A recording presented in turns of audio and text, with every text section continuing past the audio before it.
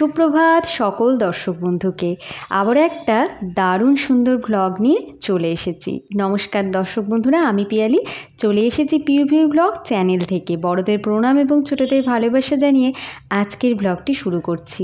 সকালবেলায় দেখো কি রোদ উঠে গেছে, ভালো রকম কিন্তু গরমও লাগছে।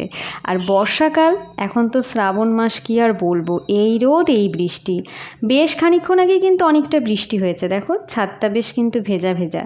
আবার তারই মধ্যে যখন রোদ উঠে যাচ্ছে তখন কিন্তু বেশ গরম লাগছে। যাই হোক, সকালের যে কাজ, মানে এই যে এই পেপারটা ছাদে যখনই পড়ে থাকে সকালবেলা এসে আগে ছাদ থেকে নিয়ে জায়গায় রাখি। সকাল সকাল ফ্রেশ হয়ে চলে এসেছি। এখন আমি তোমাদের নিয়ে যাব সোজা রান্নাঘরে। তার আগে দেখিয়ে দিই ছেলে কি করছে। এই যে ছেলে সকালের কাজ, মানে সকালে উঠেই আগে পড়তে বসেছে, একটু পরেই স্কুলের জন্য রেডি হয়ে ও স্কুলে বেরিয়ে যাবে। আজকে আমি তোমাদের সাথে দারুণ সুন্দর একটা পনিরের রেসিপি শেয়ার করব। আগের দিন ছেলেকে পরোটার সাথে পনিরের একটা আইটেম পাঠিয়েছিলাম, সেটা সবারই বেশ ভালো লেগেছে, তো ভাবলাম তোমাদের সাথে শেয়ার করি। আর এখানে হচ্ছে সুগন্ধি আতপ চাল দিয়ে মাছের মাথা দিয়ে মুড়ি ঘন্ট। আমরা এখানে চিনি আতপ চাল বলি, তোমরা জানি না কি বলো, একটু ছোট চিকন যে সুগন্ধি আতপ চাল হয় সেটা দিয়ে। আর এদিকে একটু কালো জিরে কাঁচা লঙ্কা দিয়ে আর সামান্য একটু লবণ হলুদ দিয়ে প্রথমে ঢ্যাঁড়স বা ভেন্ডি যেটাই বলো না কেন একটু ভেজে নিয়েছি। আর পোস্তটা বেটে রেখেছিলাম। আমি একটু পোস্তটা না পাতলা করেই বেটেছি, কারণ হচ্ছে পোস্তটা বেশ ঘন হয়ে গেছিলো। আমার মনে হয় কি এই আইটেমগুলো একটু গ্রেভি থাকলে খেতে ভালো লাগে। এদিকে সকালে একটা স্মুদি বানাচ্ছি, এখানে অনেক কিছু আছে।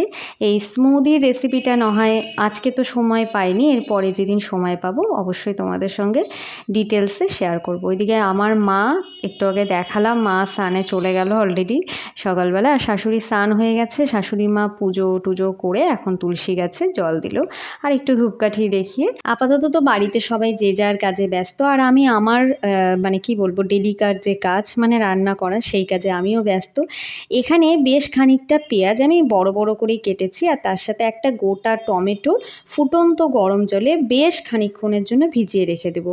আমি এর মধ্যেই প্রায় 7-8টা কাজুও দিয়ে দিলাম আর একটু আমন্ডও দিয়ে দিলাম। একসাথেই পেস্টটা করব। আর একটু গরম জলে ভিজিয়ে রাখলে না বাদামগুলো খুব ভালোভাবে কিন্তু স্মুথ পেস্ট হয়।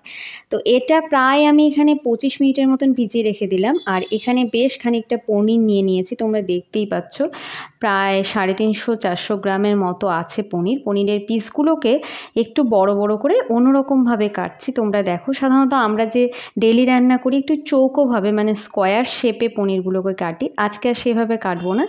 আজকে একটু লম্বা লম্বা করে একটু অন্যরকমভাবে পনিরটা কেটে নিচ্ছি। তো যাই হোক, এই পনিরটা কেটে নিতেই সবাইকে বলবো, তোমরা কে কোথা থেকে ভিডিওটা দেখছো অবশ্যই কমেন্ট করো। আর ভিডিওটা ভালো লাগলে, এরকম আরও অনেক ভ্লগ দেখতে চাইলে অবশ্যই ইউটিউব চ্যানেলটিকে সাবস্ক্রাইব করে পাশে থাকা বেল বাটনটি প্রেস করে ভিডিওগুলিকে লাইক কমেন্ট শেয়ার করে সঙ্গে থেকো। এই দেখো পনিরের পিসগুলো কিভাবে কেটেছি। আর কিন্তু প্রায় 20 থেকে 30 মিনিট হয়ে গেছে, এইগুলো অনেকক্ষণ ভেজানো হয়ে গেছে। এখন আমি এগুলো জল থেকে তুলে খুব সুন্দর একটা পেস্ট বানাবো বলে তৈরি করে নিচ্ছি। পেঁয়াজ বাদাম সব নিয়ে নিয়েছি। টমেটোটা বেশ গরম আছে। তো যাই হোক, এখন আমি তোমাদের যেটা দেখাবো, এই যে গরম জলে টমেটোটা ভিজিয়ে রাখাতে অনেকটাই কিন্তু এটা নরম হয়ে গেছে, সফট হয়ে গেছে। ওপরের যে একটা পাতলা টমেটো স্কিন আছে, এই স্কিনটাকে আমরা কিন্তু ফেলে দেবো, মানে খোসাটাকে আমরা একদমই নেব না, ফেলে দেব। বাকি যে টমেটোর অংশটা থাকলো সেটা ব্যবহার করব। তো একসাথে টমেটো, পেঁয়াজ, কাজু, আমন্ড এই সব কিছু রেডি করে নিয়েছি। সব কিছুর একটা স্মুথ পেস্ট তৈরি করে নেব। আমি যেভাবে আজকে পনিরটা তোমাদের দেখাচ্ছি, এতে কিন্তু আদা রসুন কিচ্ছু ব্যবহার করব না, জাস্ট একটু পেঁয়াজ ব্যবহার করছি। আর নিরামিষের দিনে তোমরা যদি মনে করো যে না পেঁয়াজও খাবো না, তোমরা পেঁয়াজটাও বাদ দিয়ে দিতে পারো।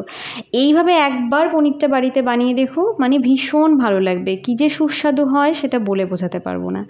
পনিরগুলো এখন আপাতত তেল গরম হয়ে গেছে, আমি এখানে সাদা তেলেই রান্নাটা করছি। তোমরা চাইলে একটু বাটার, ঘিও ব্যবহার করতে পারো, তেলের সাথে একটু ঘি দিয়ে। সর্ষের তেলও ব্যবহার করতে পারো, তোমরা যে কোনো তেল কিন্তু এখানে ব্যবহার করতে পারো। তেলটা গরম হয়ে গেছে, তার মধ্যে একটু গোটা গরম মশলা, তেজপাতা, বেশ খানিকটা গোলমরিচ ফোড়নে দিয়েছিলাম। আর ওই যে বাদাম, পেঁয়াজ, টমেটোর পেস্ট ছিল, ফোড়নটা একটু ভালো করে ভাজা ভাজা হয়ে যাওয়ার পরে সেই পেস্টটা দিয়ে বেশ খানিকক্ষণ কিন্তু আমি এটাকে নাড়াচাড়া করে ভেজে নেব। তবে গ্যাসের ফ্লেমটা কিন্তু এই সময় হাই রাখা যাবে না, একদম মিডিয়াম, মানে লোয়ের থেকে একটু বেশি তোমরা করে এই কাজটা করবে, নাহলে কিন্তু যেহেতু বাদাম আছে তলটা কিন্তু লেগে যেতে পারে। তাই মাঝে মাঝেই নাড়াচাড়া করবে আর গ্যাসের ফ্লেমটা একদম লোতে রেখে মশলাটা মশলাটা কষিয়ে নেবে। হলুদের ব্যবহার করছি না, এখানে আমি জাফরান বা কেশর দিচ্ছি, এতে কালারটাও যেমন দুর্দান্ত আসে, খেতেও কিন্তু আলাদাই একটা ফ্লেভার আসে, খেতেও ভীষণ সুন্দর হয়। আর একটু পরিমাণ মতো লবণ, একটু লঙ্কার গুঁড়ো, কাশ্মীরি রেড চিলি পাউডার ব্যবহার করলে অটোমেটিক্যালি কালারটা চলে আসবে। ঝাল তোমরা যে যেরকম খেতে চাও দিতে পারো। আমি এখানে বেশ খানিকটা গোলমরিচের গুঁড়ো দিয়েছি, লঙ্কার গুঁড়ো ব্যবহার করেছি, তাতেই মোটামুটি আমার হয়ে যাবে, আর কোনো লঙ্কার ব্যবহার হবে না। এদিকে আমি কাঠখোলায় একটু জয়িত্রী আর একটু জায়ফল নিয়েছি। জায়ফলের পরিমাণটা কিন্তু খুবই কম নিতে হবে, কারণ জায়ফল বেশি হয়ে গেলে তেতো হয়ে যায়। জায়ফলটা ভীষণ অল্প করে নেবে। তো ওটা কাঠখোলায় আমি একটু ভেজে একটু গুঁড়ো করে নিয়েছি, সেই গুঁড়োটাও এর মধ্যে খানিকটা দিয়েছি, খানিকটা রেখেছি, আমার শেষে লাগবে। আবারও ভালো করে মশলাটা কষিয়ে যখন মশলার গা থেকে তেল বেরিয়ে আসবে তখন ভেজে রাখা পনিরটা দিয়ে দেবো। আমার না পনিরের একটা সাইড খুব বেশি ভাজা হয়ে গেছে, আমি মশলাটা তৈরি করতে গিয়ে খেয়াল করতে পারিনি। তোমরা একটু হালকা করে ভাজবে, তাহলে পনিরটা ভীষণ সফট থাকে। এবারে পরিমাণ মতো ফুটিয়ে রাখা গরম জল দিয়ে ভালো করে নেড়েচেড়ে ঢেকে রেখে দেবো। বেশ খানিকক্ষণ কিন্তু ঢেকে রেখেছিলাম, ঝোলটা অনেকটাই শুকিয়ে গেছে, বেশ থকথকে সুন্দর একটা গ্রেভি হবে। সেই সময় ঢাকা সরিয়ে ওই যে আমি জায়ফল আর জয়িত্রীর গুঁড়োটা বলেছিলাম যে কিছুটা এখন দিলাম কিছুটা পরে দেবো, সেটাই এখন অ্যাড করে দিলাম, দিয়ে আবারও কিছুক্ষণ নাড়াচাড়া করে নিলাম। এই জায়ফল আর জয়িত্রীর গুঁড়োটা কিন্তু অবশ্যই দিও, এতে যেমন দারুণ সুন্দর একটা গন্ধ হয় আর খেতেও কিন্তু দুর্দান্ত লাগে। ওপর থেকে আবার একটু কেশর দিয়ে দিলাম, আর দিয়ে দিচ্ছি একটু ফ্রেশ ক্রিম। এই ফ্রেশ ক্রিমটা দিয়েই তোমরা সামান্য একটু ঘি কিন্তু এতে দিতে পারো। আমি ঘিয়ের ব্যবহারটা করিনি, বাড়িতে সবাই ঘি খুব একটা খেতে চাইছে না, তাই তোমরা অবশ্যই নিরামিষের দিনে করলে ঘিটা দিয়ে এটা নামিয়ে নিও। পনিরের এই আইটেমটা করলে না বাড়িতে আর কিচ্ছু লাগে না, মাছ মাংস সব কিছু ফেল। সত্যি বলছি, ফ্রাইড রাইস, পোলাও, রুটি, নান সব কিছুর সাথে এটা দুর্দান্ত লাগে।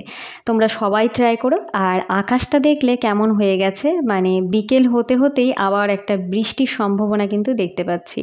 আকাশ অলরেডি কালো হয়ে গেছে। যাই হোক, আজকের ছোট ছোট বেশ কিছু মুহূর্তই তোমাদের সাথে শেয়ার করলাম।